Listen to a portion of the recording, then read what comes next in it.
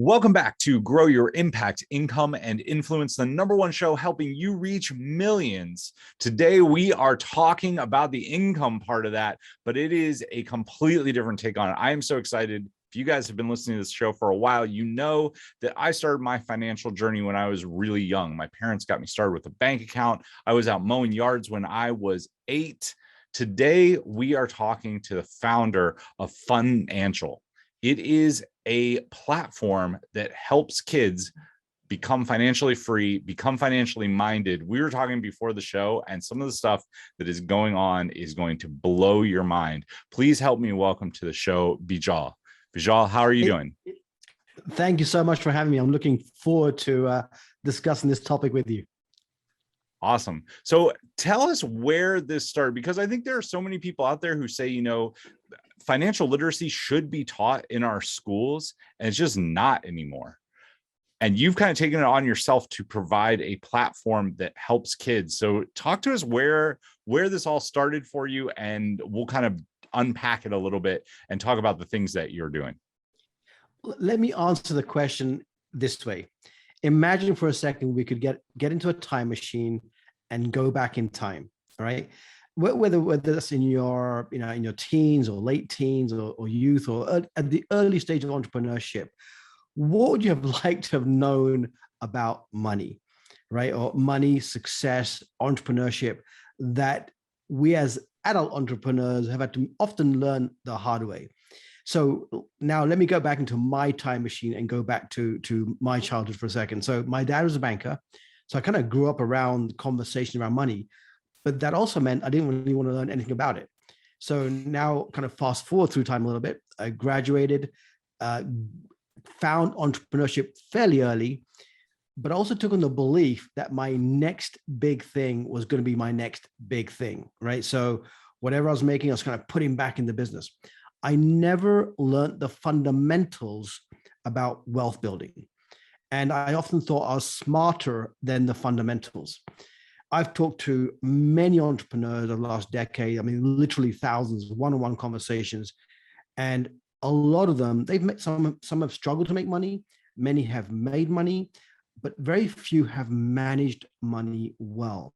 So that's really the reason we're behind this, is that we're trying to figure out if we can teach our kids, the next generation of kids and teens, the fundamentals of money, how might their future, if they could get into their time machine and go forward in time, look with those fundamentals in place?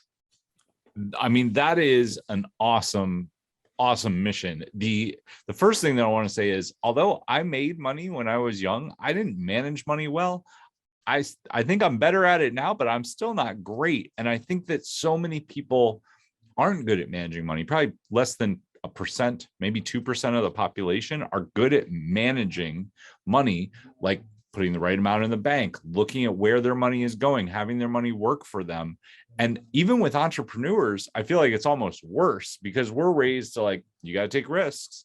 You got to put your money to work. But do we have money in the bank? Is it feast? Is it famine? All the stuff going on. And I feel like if I would have learned more of that when I was younger, maybe I wouldn't have struggled so much. Now I'm pretty good. I read a book called Profit First about 2 years ago that changed a lot of things for me, changed the way that I manage things. If I would have been taught that at a younger age, would have completely blown my mind and had me set up for a lot more success. So talk to me a little bit about the fundamentals. What are the fundamentals that you're teaching, and why are they so powerful?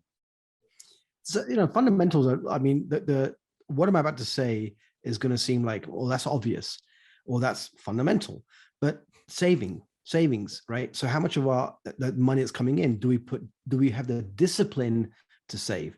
How much of that do we then invest in proven methodologies, right? Whether that's real estate or index funds or whatever.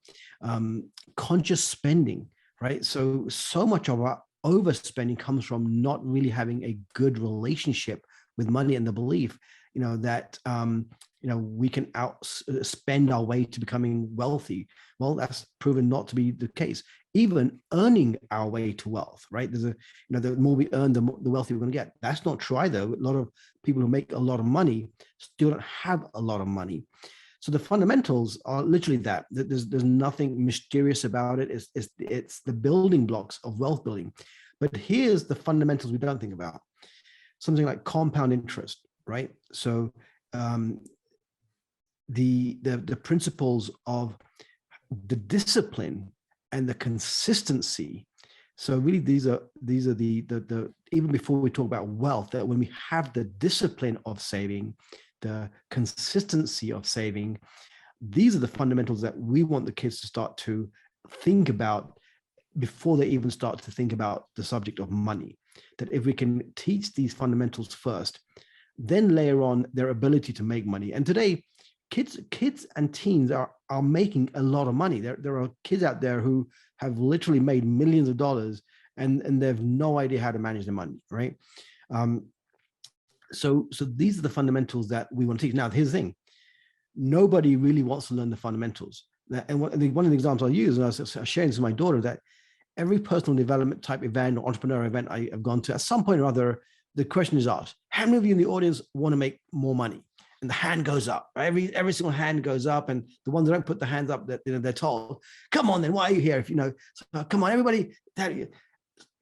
However, I've never heard anybody ask, how many of you are willing to put in the time, effort, and energy to learn how to make and manage money, right?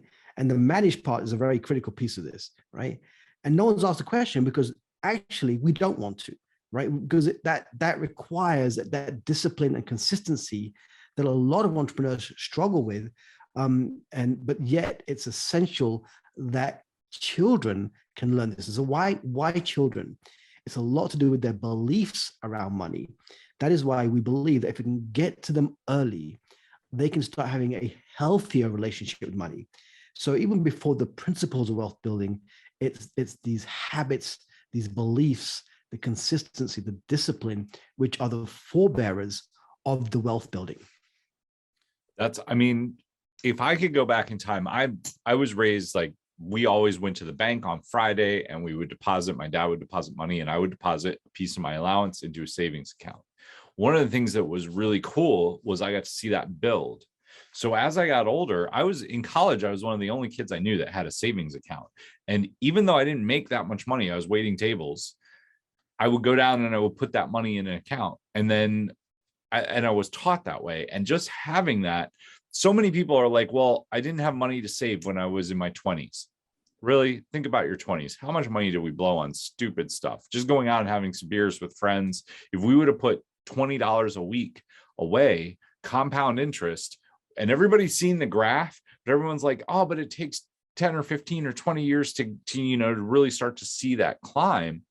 But that's the thing. If you start when you're 12 years old or 8 years old, imagine if you would have started, if you're listening to this and you're like, I don't know, imagine if you would have started saving $20 a week or $10 a week or $5 a week, all the way back then, you would now have $1 million in the bank.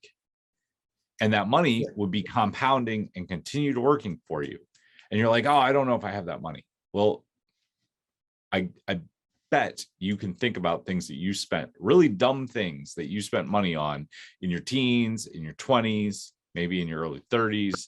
I mean, I can think of dumb stuff that I spend money on all the time. We go to Amazon, we type something in, we order it, it shows up. But so fundamentally very sound.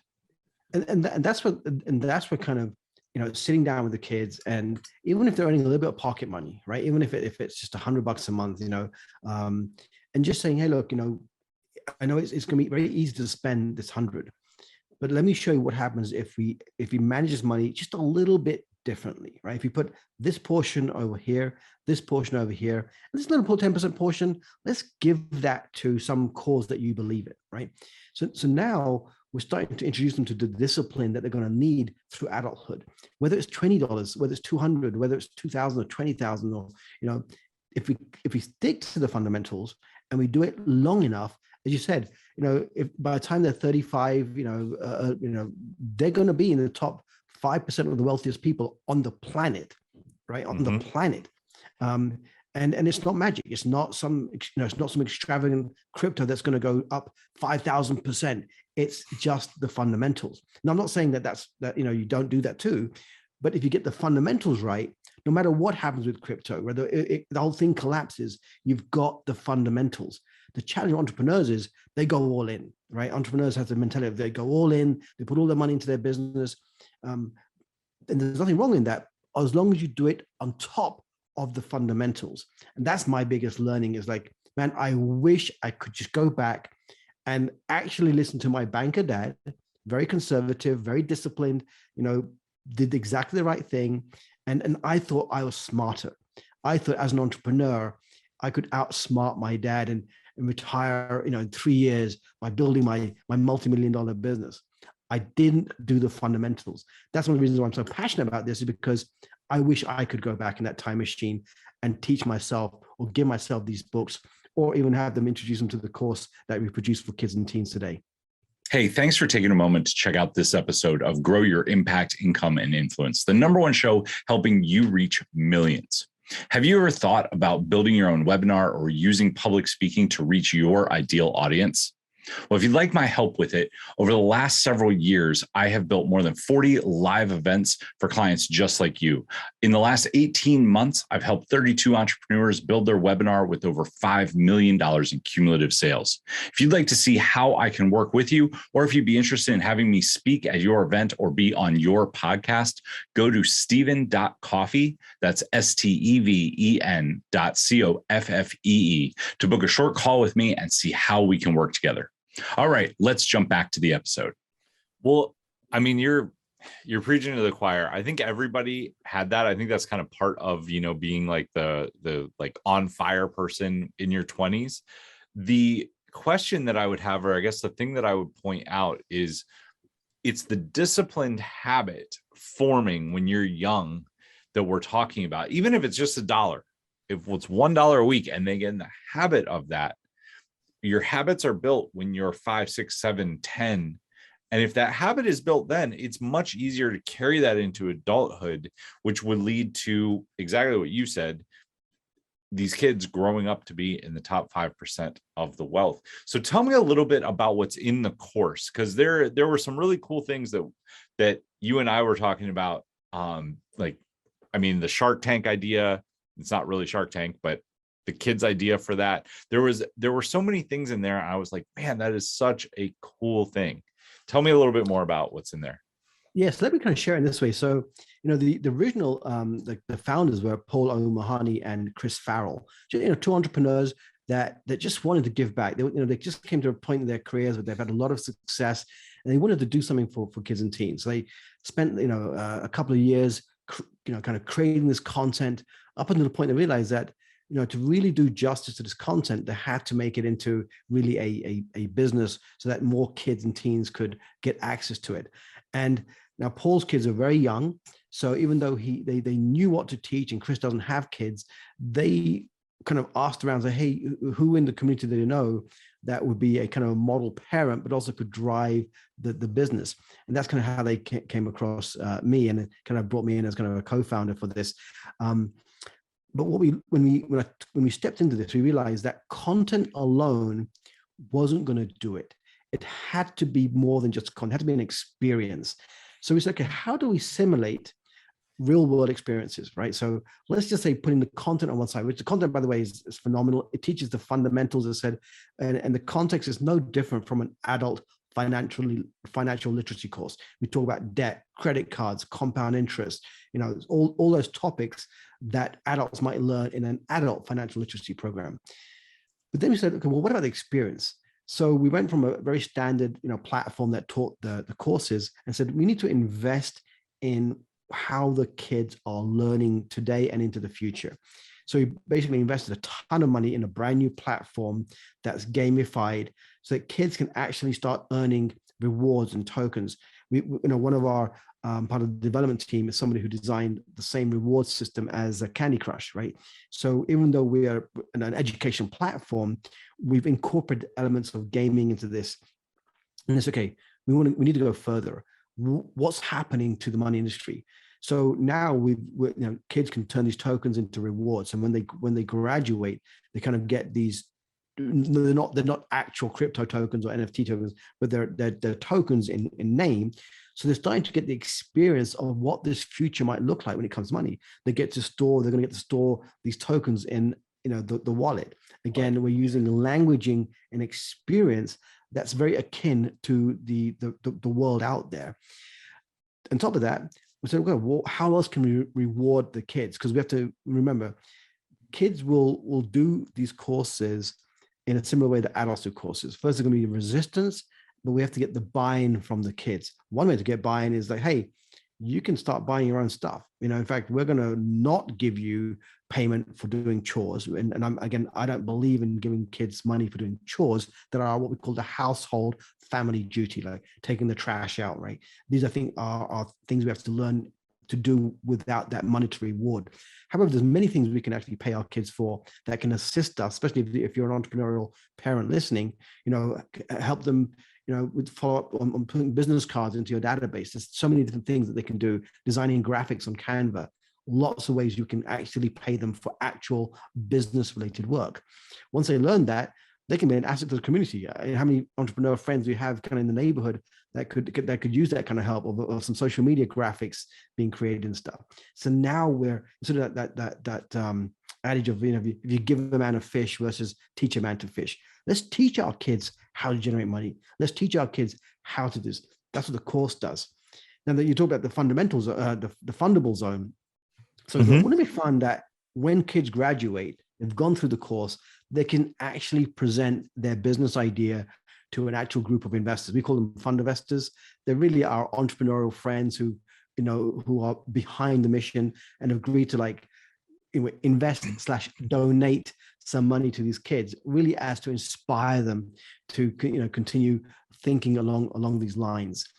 So we have a lot of stuff. We've got in the future the idea of having an exchange where people come and actually buy services such as graphic design services from the platform itself. So we're trying to doing our best to simulate real world experiences through the platform. I mean, I love everything about that. I love how much thought has gone into it. I mean, gamification is a huge thing, but especially for kids, right? I mean, that's what they're looking for, but it's such a fun way to get them to move forward and to see this as more of a game and take it seriously, because once they start to see the rewards, then they'll get locked into it. I also love the idea of being able to invest in their ideas, because if I was a kid, that would get me, right? I had all the ideas as kids. I had ideas everywhere.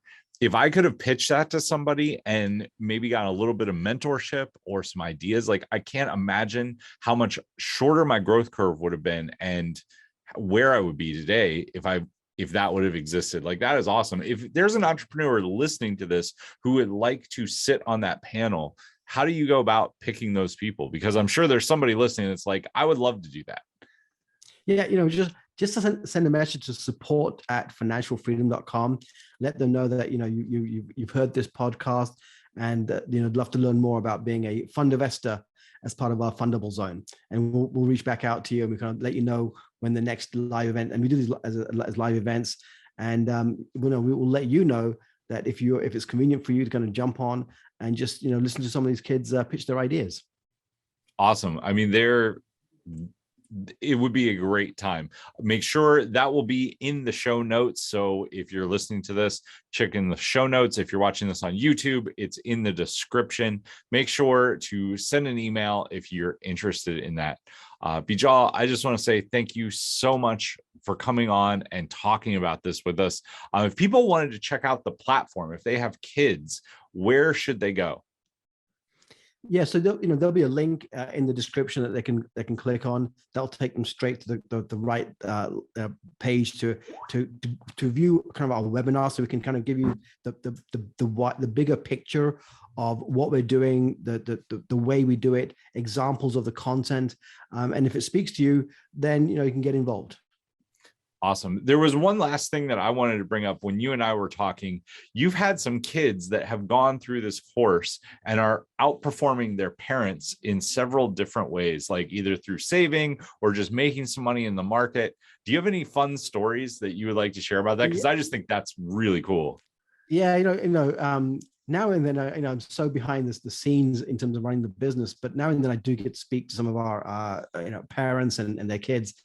So not too long ago, I kind of interviewed this. It wasn't really meant to be an interview. They reached out to me and they kind of shared a story of their four kids. They have a seven, 6, then a 3, and a 1. So really, it's the 2 older kids. And said, hey, we started 4 businesses after going through your program, and this is the father writing the email. The way they went through the program with the kids, they'll spend every Sunday, an hour every Sunday, going through the videos. They'll talk about the different topics. And I believe their first business was a car wash business. They got it going. They're excited. And they live in Ireland. And then there's a hose pipe ban. So then they had to pivot. So then he got to talk to his kids about pivoting and not to take setback as failure. And then they pivoted to the next business. And now they've had this, I think they're in their 4th business. Now they're into multiple recurring income because the kids bake bread for some of the neighbors there. So they're getting exposed to different types of business models. They've donated, I think, over 500 euro to a charity. They saved up enough money to go to Disney World as a family, but by doing all this work. So that's a pretty impressive win in my books. I mean, that's awesome. I can't, every kid wants to go to Disney World. I mean, I definitely wanted to go to Disney World when I was growing up. If my parents were great.